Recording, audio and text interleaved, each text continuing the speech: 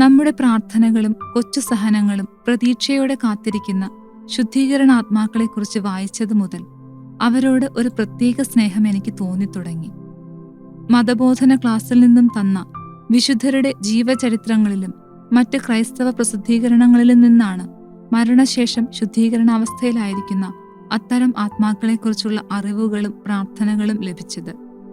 അതുപോലെ തന്നെ ഈശോ മറിയം യൗസേപ്പെ, ഞാൻ നിങ്ങളെ സ്നേഹിക്കുന്നു, ആത്മാക്കളെ രക്ഷിക്കണേ എന്നുള്ള പ്രാർത്ഥന ഒരു തവണ ചൊല്ലുമ്പോൾ ഒരു ആത്മാവ് സ്വർഗത്തിലേക്ക് പോകും എന്ന് വായിച്ചപ്പോൾ മുതൽ ദിവസവും പലതവണ ഞാനത് ആവർത്തിച്ചിരുന്നു. ഇത്തരം പ്രാർത്ഥനകളുടെ ഫലസിദ്ധിയെപ്പറ്റി അധികമൊന്നും ചിന്തിച്ചിരുന്നില്ല. എന്നാൽ ഏതാണ്ട് 16 വർഷം മുൻപ് ഞാൻ 9ാം ക്ലാസ്സിൽ പഠിച്ചിരുന്ന സമയത്തുണ്ടായ ഒരു സംഭവം ഈ നാളുകളിൽ എൻ്റെ ഓർമ്മയിൽ വന്നു. ആ വർഷത്തെ സ്കൂൾ വിനോദയാത്രയുടെ അറിയിപ്പ് വന്നതേ ഞങ്ങൾ കൂട്ടുകാർ ത്രില്ലടിച്ച് ചർച്ച തുടങ്ങി. അപ്പോഴാണ് ഒരു കൂട്ടുകാരി സങ്കടപ്പെട്ട് പറയുന്നത്, എൻ്റെ വീട്ടിൽ നിന്നും ഉറപ്പായും വിടില്ല, ഇതുവരെ ഒരു ടൂറിനും വിട്ടിട്ടില്ല. സാമ്പത്തികമായി ഞെരുക്കമുള്ള ഒരു കുടുംബത്തിലെ മൂത്ത മകളായിരുന്നു അവൾ. ക്ലാസ്സിലെ ഏറ്റവും മിടുക്കിയായ അവൾ വരുന്നില്ലെങ്കിൽ ഞങ്ങൾക്കും അതൊരു വിരസതയാകുമെന്നുറപ്പ്. എന്തായാലും സമയമുണ്ടല്ലോ, അപ്പോഴേക്കും നോക്കാം എന്ന് ഞങ്ങൾ പറഞ്ഞെങ്കിലും അവൾക്കൊരു പ്രതീക്ഷയുമില്ല. കൂട്ടുകാരെല്ലാവരും കൂടി പണം ശേഖരിക്കാമെന്നോ ടീച്ചർമാരോട് പറഞ്ഞു നോക്കാമെന്നോ മാതാപിതാക്കൾ തമ്മിൽ സംസാരിച്ച് ശരിയാക്കാമെന്നോ ഒക്കെ മനസ്സിൽ വിചാരിച്ചെങ്കിലും അതൊന്നും പ്രായോഗികമാക്കാനുള്ള ധൈര്യം അന്ന് ഞങ്ങൾക്കില്ലായിരുന്നു. എന്തായാലും അവളുടെ വിഷമം ഓർത്തപ്പോൾ ഞാൻ രണ്ടും കൽപ്പിച്ച് ഈശോയോട് പറഞ്ഞു, ഞാൻ ഇത്രയും നാളും പ്രാർത്ഥിച്ചിട്ട് ഒരു ശുദ്ധീകരണാത്മാവെങ്കിലും സ്വർഗത്തിൽ പോയിട്ടുണ്ടെങ്കിൽ ഈശോയെ, ആ ആത്മാവിന്റെ മാധ്യസ്ഥ്യം വഴി കൂട്ടുകാരിയെ ടൂറിന് വിടണമേ എന്ന്. അന്ന് സ്കൂൾ വിട്ട് വീട്ടിലേക്ക് നടന്നു പോകുന്ന സമയത്ത് ആത്മാക്കൾക്ക് വേണ്ടിയുള്ള പ്രാർത്ഥന ചൊല്ലുവാൻ എനിക്ക് പതിവിലും ഉത്സാഹമായിരുന്നു. പിറ്റേന്ന് രാവിലെ ക്ലാസ്സിൽ വന്ന കൂട്ടുകാരി സന്തോഷം കൊണ്ട് തുള്ളിച്ചാടുകയാണ്.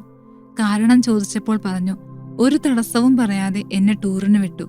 അപ്പച്ചന് ഇതെന്തു പറ്റിയെന്ന് എനിക്കിപ്പോഴും മനസ്സിലാവണില്ല. അന്ന് അവൾക്കുണ്ടായ അതേ സന്തോഷം എനിക്കുമുണ്ടായി. ഞാൻ ആത്മാക്കൾക്കായി പ്രാർത്ഥിക്കുന്നത് വെറുതെ ആയിട്ടില്ല എന്നൊരു ബോധ്യം മനസ്സിലങ്ങനെ നിറഞ്ഞു നിന്നു.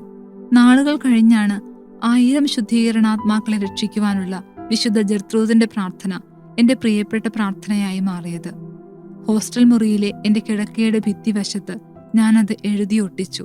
എന്നും രാവിലെയും രാത്രിയും നോക്കി വായിക്കുമായിരുന്നു. ആരുടെയെങ്കിലും മരണയറിയിപ്പ് കേട്ടാലോ അത് ഫോണിൽ മെസ്സേജ് ഇടുമ്പോഴോ ഈ പ്രാർത്ഥന ചൊല്ലി അത് വാട്സാപ്പ് സ്റ്റാറ്റസായി ഇടുന്നത് എന്റെ ശീലമായി. പ്രാർത്ഥിക്കുവാനും ഓർമ്മിക്കാനും ആരുമില്ലാത്തവരെ സഹായിക്കുമ്പോൾ അവരുടെ സന്തോഷം നമ്മുടെ മനസ്സ് നിറയ്ക്കുമെന്നത് ശരിയല്ലേ? വിശുദ്ധ കുർബാനയിൽ കാഴ്ചവെപ്പിന്റെ സമയത്ത് നമുക്ക് അവരെയും ഓർത്ത് പ്രാർത്ഥിക്കാം. നമ്മുടെ പ്രാർത്ഥന വഴി സ്വർഗത്തിലെത്തുന്ന ആത്മാക്കൾ ആവശ്യ സമയത്ത് നമ്മളെ തിരിച്ചും സഹായിക്കും. തീർച്ച. വിശുദ്ധ ജർത്രൂദിന്റെ പ്രാർത്ഥന.